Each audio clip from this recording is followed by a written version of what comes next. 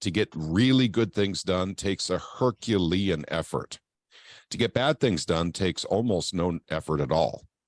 So I think maybe, if you want to take a philosophical approach to it, a religious approach or whatever, I think that it should be difficult to get good things done so that we appreciate it more. It is a big deal when states pass legal tender legislation, gold and silver. It is a big deal when states eliminate the sales tax on gold and silver. Today, we're fortunate to be joined by Mr. Pat Holland from the Missouri Freedom Initiative. He is a big supporter, a big force in Missouri, helping to forward SB 100, the gold and silver legal tender legislation for Missouri. Pat, welcome to Ron's Basement. Hey, Ron, thank you so much for having me back. I'd like to say hi to Smitty, too. He and I have been texting back and forth. He does have a request, though.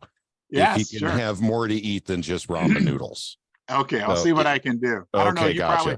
You probably can't see as a sign that says "Hi, Pat." I do see it, and hello right back to Smitty. It's good to see you, buddy. I don't know. I'm going to cut. I might have to cut you two off. I think he likes you better than me. So. So he just wants a steak. That's all, as opposed to ramen noodles. Yeah. I'll see what I can do. Okay, I'll see what I can pull off. So what's new with legal tender legislation in the state of Missouri? I know you've been working tirelessly on that. I have. Well, actually, I was up in Jefferson City yesterday and met with some folks, met with Phil Cristofanelli and Deke Durton, two representatives, and basically to see what we could do to start moving forward with gold and silver on the floor of the House. Because remember now, we've got 2 weeks left. That's all we got. And then the legislative season's over. So we got to get this moving quickly now. So it is not, it gets technical at this point. It has passed the Rules Committee, but has by itself not been put on the calendar. But what you can do with bills is attach them to other bills so they can be heard on the House floor, and they may even pass with that other bill. So at any rate, that's what was attempted yesterday. There's a banker bill, and forgive me, I don't know the banker bill number, finance bill. I call anything that's finance a banker bill, by the way. So it was a finance related bill. It might have even been budget related. I'm not sure. And so it went on the floor. And there was some talk about it. There was a lot of talk about it. Actually, I missed a lot of it because I was actually working the House, the LAs, the legislative assistants, passing out flyers, talking to folks once again about SB 100 as this was going on. I didn't know it was happening. And so at any rate, we stopped into one office and in LA, I gave her a flyer and she says, "What's this about?" And I said, "This is about SB 100. She goes, "Oh, SB 100. She goes, "They're talking about it on the floor right now." So the guy was with Kevin, one of my gang, with the Missouri Freedom Initiative. We went over to another monitor in the office to actually watch because they were streaming it on the monitor, on a computer monitor. And so we got to hear, you guys are going to think that I'm mystical somehow, that I have a crystal ball, that I'm psychic. Okay, but I'm not. It's just because I've been doing this for a long time. Let me tell you, two Democrats were standing on the Missouri House floor, and let me tell you about their conversation. The conversation went something like this. We shouldn't allow gold and silver legislation in the state of Missouri because if we do, drug dealers will switch their preference for a medium of exchange to gold and silver in order to avoid taxes. Yeah, you may think I'm joking. I'm not. I mean, I don't have the time or energy to make a video out of it. I could pull it out of the House archives because this was on video, gang. I mean, I could pull it up and make a video, and I've done this in the past and everything. I get accused of just attacking the Democrats, but this is actually the conversation that happened on the House floor yesterday. Wow. So, and you and I have talked about, I want to touch on this quickly, that gold and silver have been, I don't want to use the word criminalized, but for lack of a better term, in movies and this idea. The reality is drug dealers and a lot of other major illegal activity, they actually prefer to use cash. That's correct. It's a lot lighter, and at this point, a lot more liquid. Obviously than silver or gold. So that's just ridiculous that they would even say that. And to your point, and this is actually a really important point, is it doesn't matter whatever country in the world, they prefer to use U.S. cash. Mhm. It doesn't matter if it's in Bangladesh, if it's in Mexico, if it's in Bolivia. Okay. They prefer to use U.S. cash. Pretty much drug dealers prefer that pretty much everywhere in the world because it is the most liquid form of cash there is in the world. It's the world reserve currency, right? Mm-hmm. So, but yeah, unfortunately that conversation did happen, and it was one of those, palm hitting the forehead moments for me. And I couldn't believe it was actually happening in real time. And the really fun part was that I caught it, because I don't know what conversation happened before then. For all I know, that there were, Republicans standing up saying, hey, we love this bill, because generally they do. Right. I don't know, but that's the Right. part I caught. And they PQ'd to stop these women from talking.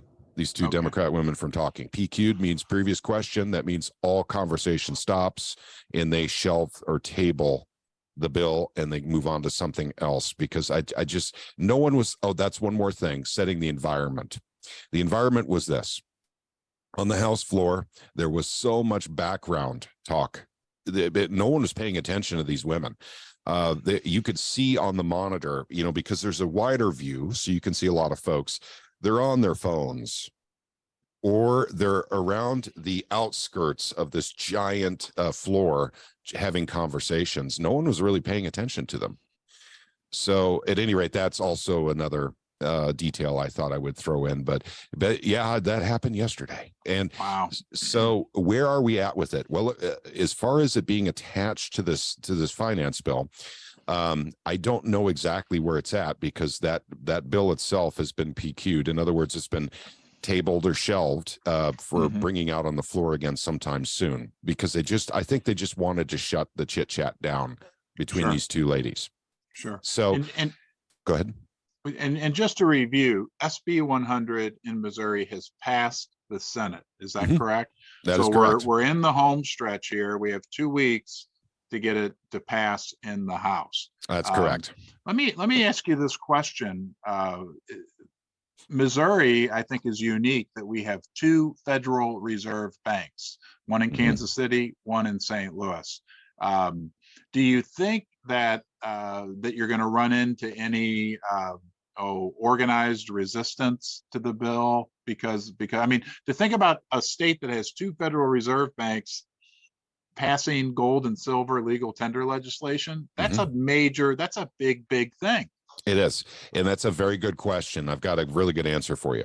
First Mining Gold is a development company advancing 2 of the largest gold projects in Canada. Springpole in Ontario and Duparquet, located in Quebec, each already has 5 million ounces of gold reserves, but exploration initiatives are underway at both projects to find even more gold. First Mining is well-financed, has 0 debt, and owns an interest in 4 additional Canadian gold development projects. If they wanted organized resistance, they would be going to the Republicans for it, not the Democrats, because the Democrats are by far the minority in, it's a super majority of Republicans in Missouri in both the House and the Senate. Okay. So, and we're just not seeing that resistance from the Republicans. So the answer, I believe, is no. How do my viewers help the cause in Missouri? Obviously, I have some Missouri residents, but even let's say people throughout the country or throughout the world, is there somebody they can email and say, hey, maybe I don't even live in Missouri, but I support this legislation, and I want you to know that I appreciate your efforts, and any way they can help out? Absolutely, there is. Basically, if you live in Missouri, this is what you can do to help right now. Call and email your representative, your state rep for your district. Even if you've done it before, please do it again. Basically, this puts a little bit more pressure on them to actually get out the bill to the House floor by itself. This would be the best way to pass it. But as an amendment may be the only way we get it through, and there's a lot of political reasons for that. It has nothing to do with silver and gold. It has to do with the House rules and the way the House is being run right now. That's really more, I would say, accurate to the situation. So please do call your representative, not your senator. We don't need your senator at this time. Call and email your Missouri state rep and tell them you want to see SB 100 out on the floor. You want to see it voted on. So that's the kind of pressure that we need to put on. And by the way, equally, if you're in another state and you have gold and silver legislation, you must do this. That's one thing I maybe I've never talked about before, Ron. Let me have a few seconds here. Sure. Good things legislatively don't happen without sometimes an enormous amount of effort. Okay. And this is very true in Missouri. To get really good things done takes a Herculean effort. To get bad things done takes almost no effort at all.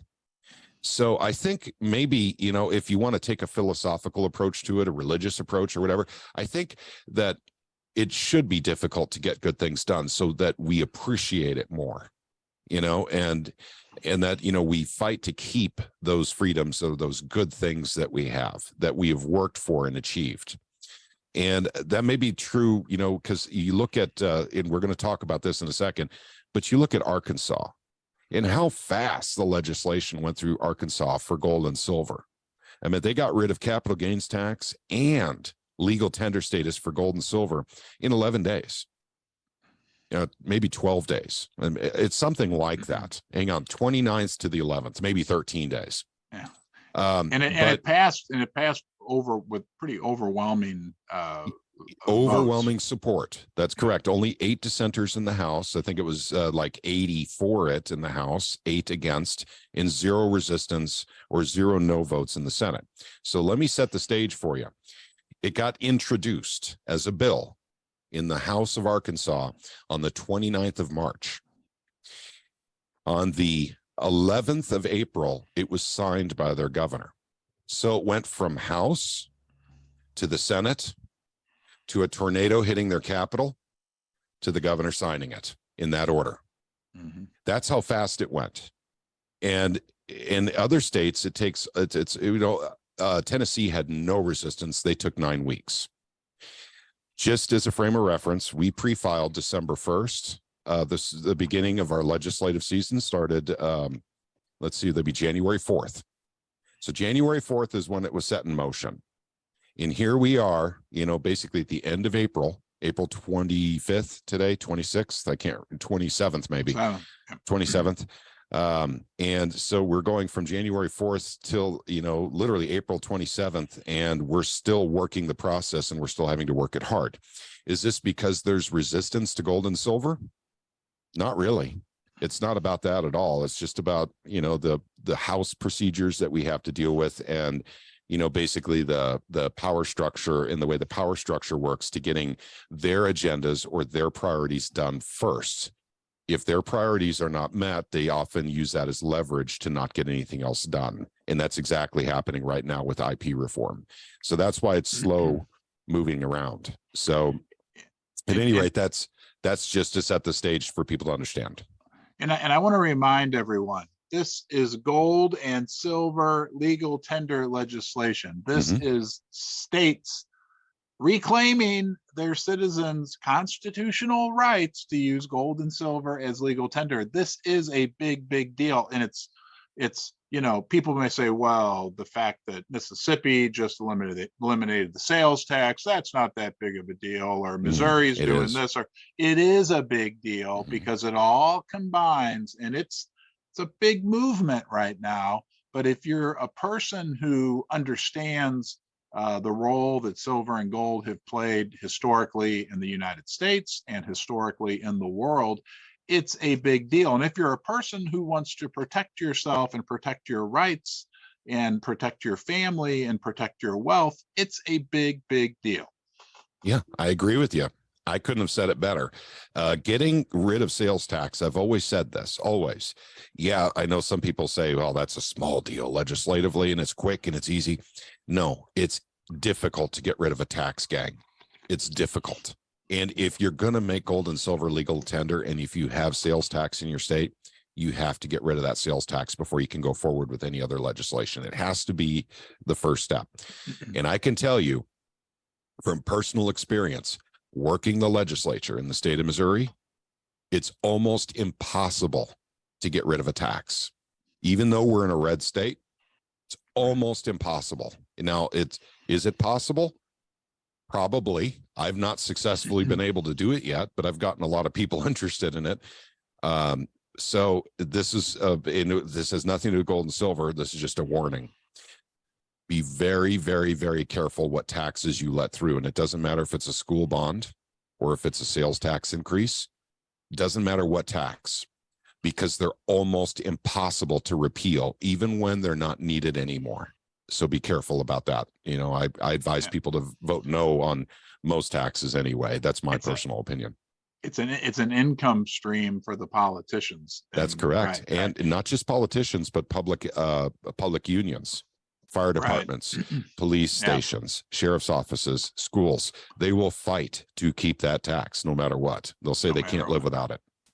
Let me ask you, there's a recurring question I'm getting from my viewers and my subscribers when it comes to legal tender legislation, and in particular, and I believe this was the case with Arkansas, the specie language that's put in, which basically allows, as I understand it, in Arkansas, for the state of Arkansas to determine what forms of gold and silver can be used as legal tender, as long as it's stamped with a weight and a purity.